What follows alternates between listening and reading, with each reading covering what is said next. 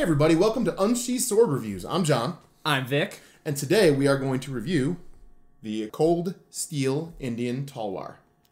We are, and before we get into that, I want to give a big shout out and a thank you to Kyle, also known as Alientude. He is a fellow sword reviewer on the YouTubes.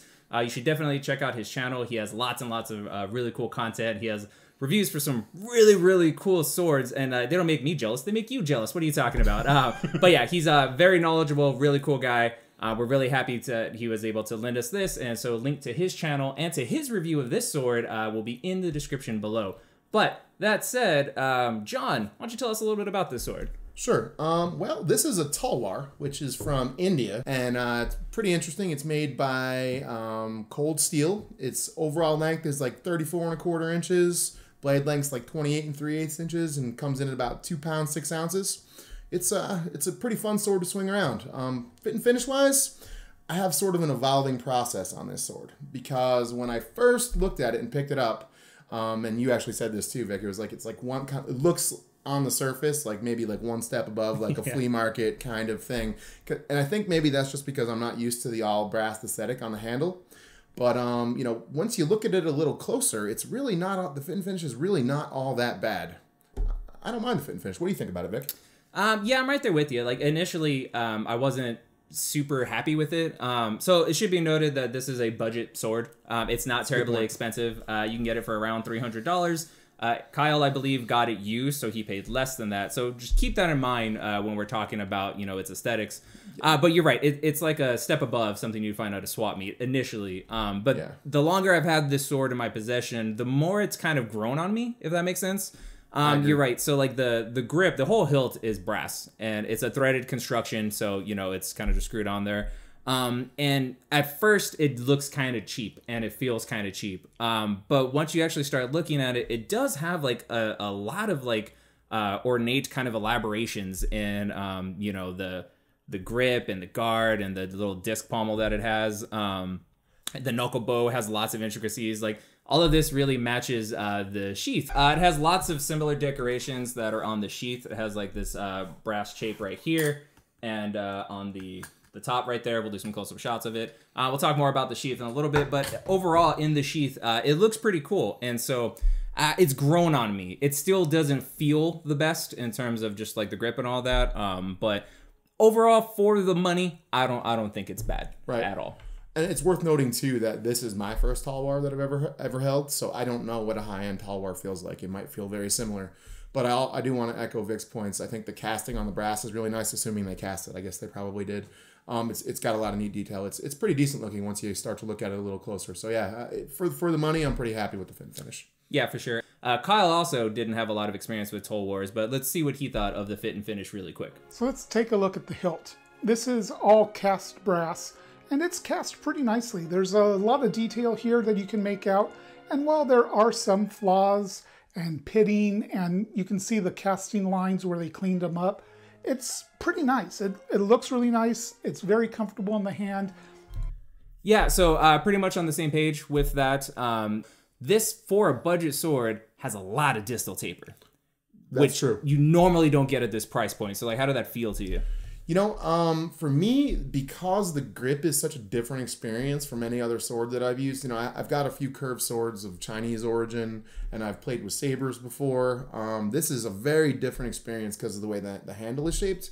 So I think most of my complaints will be just about Talwar handles rather than this particular Talwar handle, because it felt pretty good in my hand. It stayed where I wanted it to stay. I felt like it had good retention. It didn't feel like it wanted to move in my hand at all. This disc pommel here at the bottom is definitely, it's a very solid retention.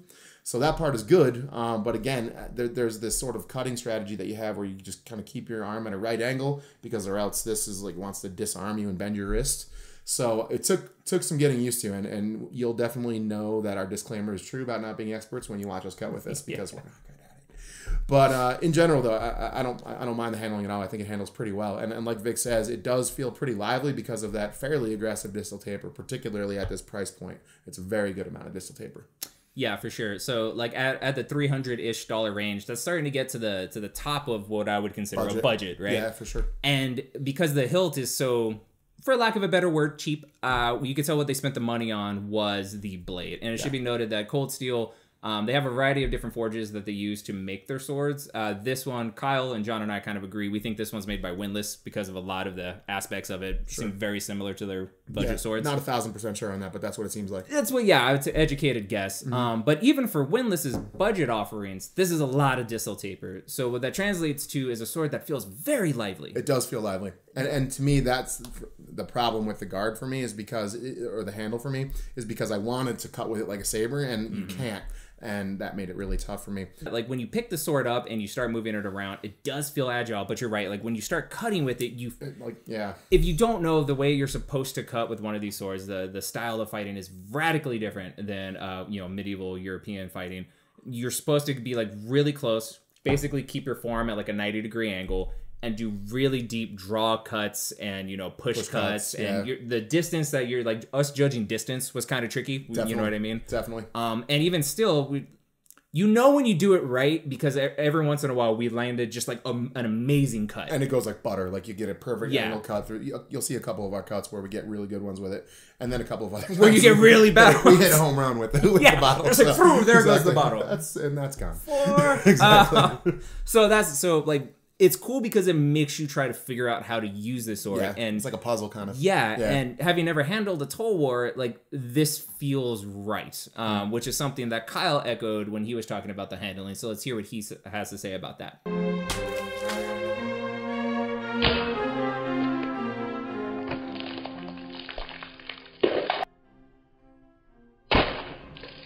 As you saw there, the Talwar cuts very, very well.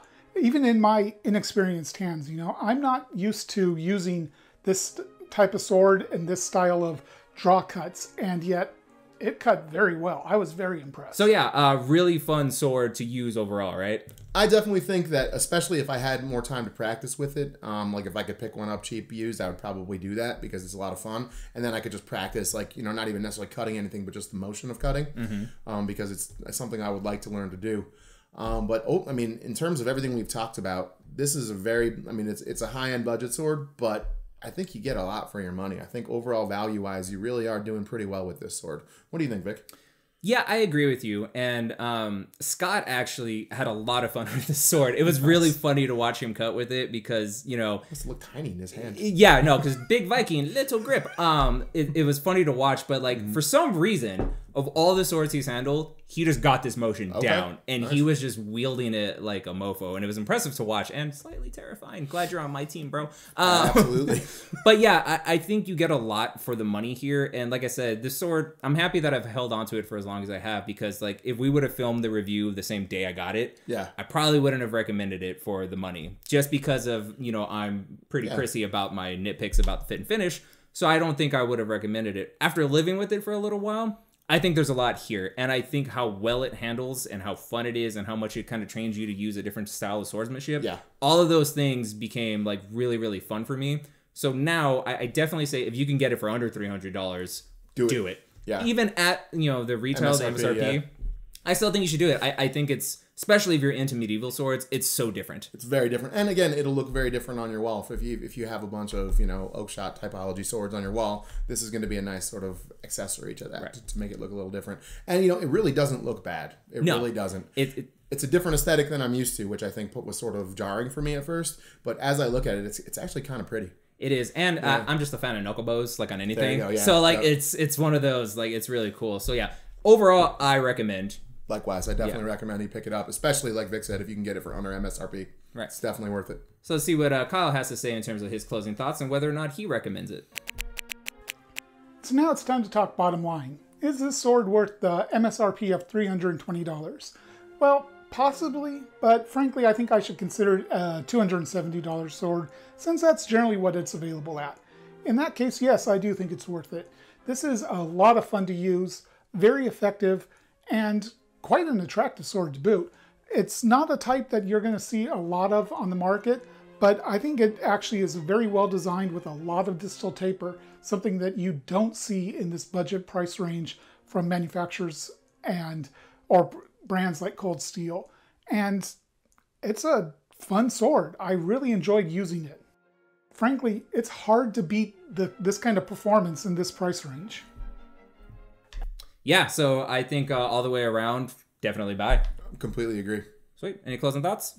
That's about it for me. Yeah, thanks for joining us on this episode of Unsheathed Sword Reviews. Stay tuned for more content coming soon. Thanks for joining us. Peace.